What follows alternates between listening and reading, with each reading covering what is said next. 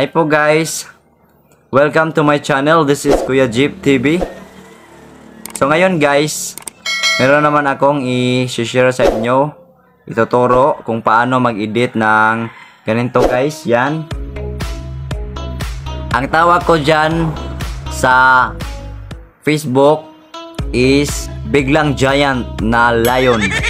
Yan ang na-upload ko guys na maraming views. So, dapat marunong kayong gumawa nito para sa mga reels nyo, para marami ang mga views nyo. So, ready na ba kayo guys? Are you ready? So, let's go! Welcome to my channel, Kuya Jeff TV.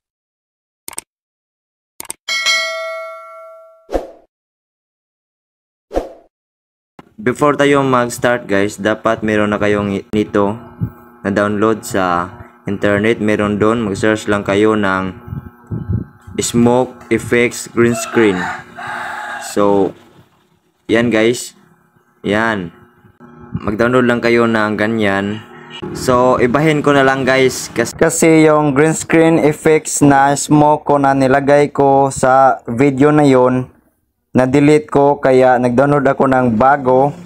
At ito na lang ang ilagay natin guys. At second guys is ito guys, mag-download din kayo ng Green Screen Lion. So marami dyan, maghanap lang kayo, mag-search lang kayo, mag-download kayo. So ipakita ko sa inyo guys.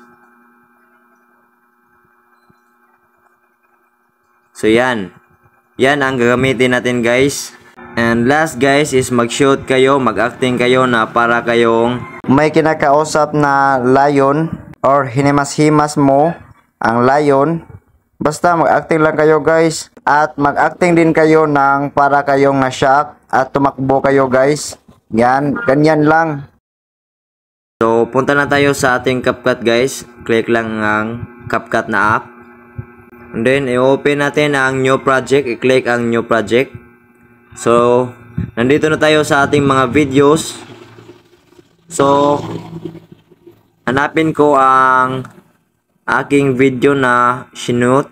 Yan. So, i-add ko guys. Add lang natin. So, ito yun guys. Yan. So, medyo mahaba to guys. Kaya, i-cut lang natin guys ha. Dapat paikliin lang natin kasi pang reels to. Hanapin ko lang kung saan ko gusto mag-start ang video. So, dyan. I-split lang natin. Before kayo mag-split guys, dapat naka-highlights ang clip ha. And then, i-click ang split sa ibaba. So, ito guys, naputol na yan. So, i-click lang natin ang nasa unahan na clip, yung naputol. Then, i-delete natin kasi hindi na natin yan kailangan. So, i-delete natin. So, dyan tayo mag-start guys. Yan. So, punta muna tayo sa pinaka last part. Kunin natin tong watermark.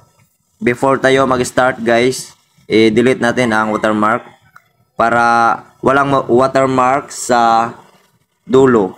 So, na-delete na natin yun guys. So, mag-apply na tayo ng green screen guys. Dapat guys, itong white line, yan, nakalagay dyan sa pinakauna guys. Huwag dito ha. Dito talaga, dyan. Yang white line guys ha. So, mag-add tayo ng overlay guys. Yung lion na green screen ang i-add natin. So, i-click ang overlay. Nasa tools guys, ibaba may overlay. Then, i-click ang add overlay. Hanapin nyo yung lion. So, i-click lang natin ang lion. Yan. So, i-click ang add. So, na-add natin guys. So, kung titingnan nyo guys, ang lion is hindi naka-green screen. Dito yun sa last part guys. Green screen na. Yan. So, i-add lang natin to. I-add natin. Tapos, mamaya mag-split tayo nito kasi hanapin lang natin yung timing na parang nagagalit ang lion. So, i-click lang natin tong naka-overlay na lion. Then, i-click ang split. sa mga tools dyan. Na-split na natin. And then itong pinakauna, i-delete lang natin to kasi hindi natin to kailangan. I-click ang delete. Yan. So ilagay muna natin tong Lion na green screen dito sa pinakauna guys.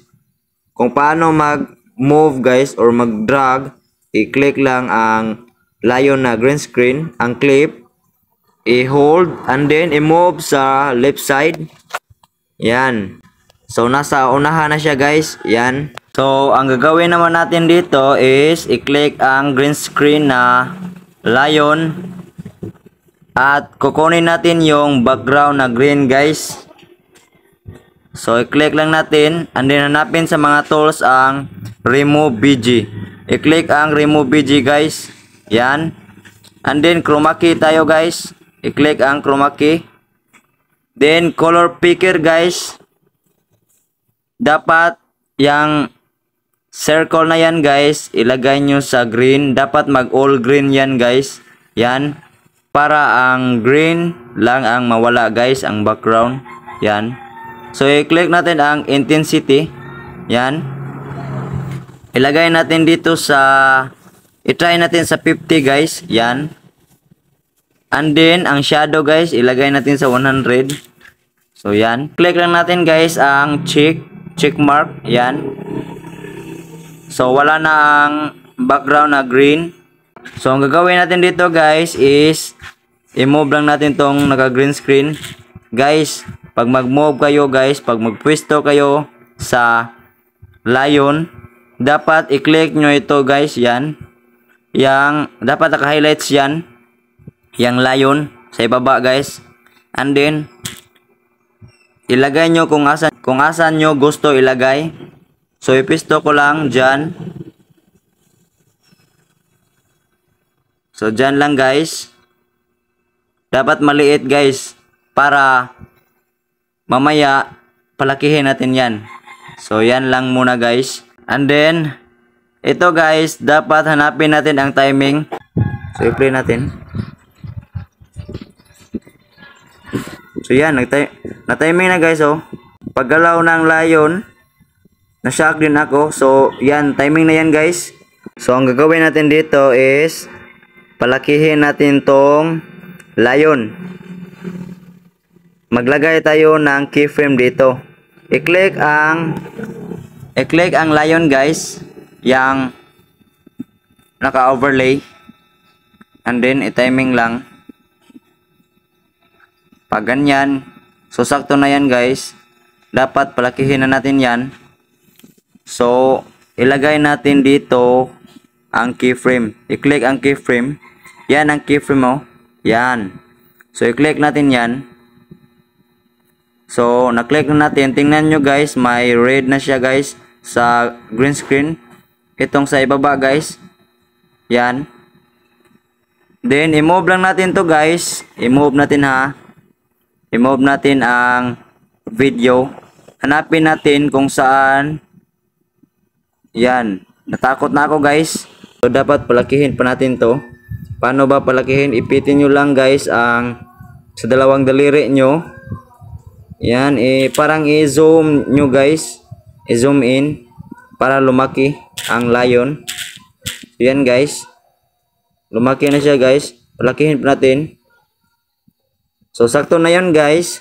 And then i-timing lang natin guys. I-move lang natin tong clip guys. Para palitin na naman natin to. So move lang natin. Sa yan. So dyan. I-move na natin guys. Palitin na natin guys ha. So i-change na naman natin ang size ng Lion guys. Ibalik natin uli sa maliit. Yan. So ganyan guys. So tingnan natin guys ha. I-play natin ang video. I-play natin. Yan. Oh, see? Oh. So i-cut lang natin to guys. I-cut natin. Pagtakbo ko guys, yung pa-exit na ako guys. Yan. So i-cut lang natin to. Paano ba mag-cut? So i-click lang natin ang video sa ibaba, itong overlay. I-click ang split. And then i-click itong nasa itaas guys, itong clip ko. i-click para mag-highlights and then i-split. Yan. And then, naka-highlights na yan guys. So, itong last part ang i-delete natin. I-delete natin yan. I-click ang delete. Yan. And then ito guys, itong overlay. I-delete natin to. Kasi last part na yan guys. Hindi na natin yan kailangan. So, i-delete. Yan. So, i-play muna natin guys uli.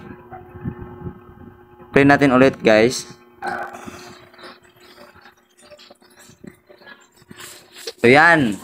So, okay na siya guys. So, ang gagawin natin dito is maglagay tayo ng yung kanina guys na download natin, yung smoke effects. Lagyan natin ng smoke yung before na lumaki yung lion guys. Yan. So, lagyan natin yan ng timing lang natin guys ha. Dapat naka-timing talaga to. I-move nyo lang ang sa kamay nyo yan para matiming. Hanapin nyo ang yan. So, dyan natin lagyan ng green screen. So, okay na yan guys. Timing na yan. So, add overlay tayo guys. I-click ang add overlay. Yan. So, hanapin muna natin yung video kanina. Yung smoke. So, ito sa akin guys. Yan. Yung sinabi ko na na-download natin. So, i-add natin yan. So, na-add na natin guys ang green screen na smoke effects. So, i-remove naman natin tong background na green. So, dapat naka-highlights yan guys. Ito guys, itong na-add natin na overlay, itong smoke effects. Dapat naka-highlights para lumabas sa mga tools dito sa ibaba. Hanapin ang remove BG. So, i-click ang remove BG guys. Yan. And then, i-click ang chroma key. So, i-click ang color picker. And then, itong circle. Yan guys. Yan. Yang circle. Dapat naka all green yan. Ilagay nyo sa all green. I-move lang nyo. Ganyan pag-move guys. Oh. Hanapin nyo lang. Yan. So, okay na yan. Click natin ang intensity. Yan. So, ilagay natin sa... So, hanapin natin guys. Yung para hindi na makita ang green. Dapat wala na talagang green. Para ang makita guys is yung white na smoke. Taasan natin ang shadow. So, adjust natin to. And then, i-check natin guys. I-click ang check mark. Yan. So, wala nang green guys na background. Pero, may green pa sa smoke guys. Hindi ko talaga makuha yan. So, yan na lang ang ilagay natin guys. Nilagay ko na guys sa 100 guys ang intensity, pero hindi talaga makuha yung green na smoke effects. Kaya yan na lang ang ilagay natin.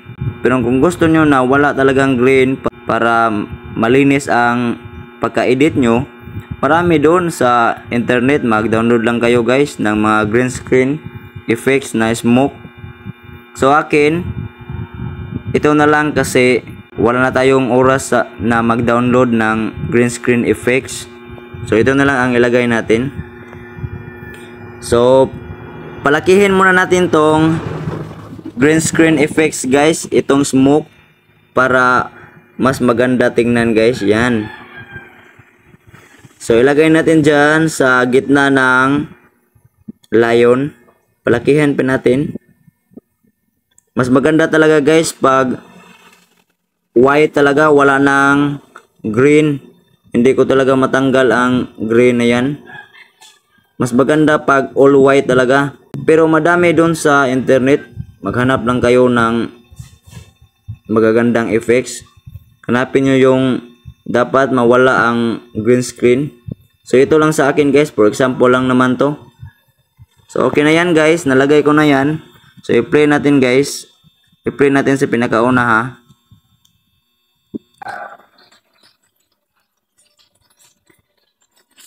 So ganyan guys. So dito guys sa last part yan.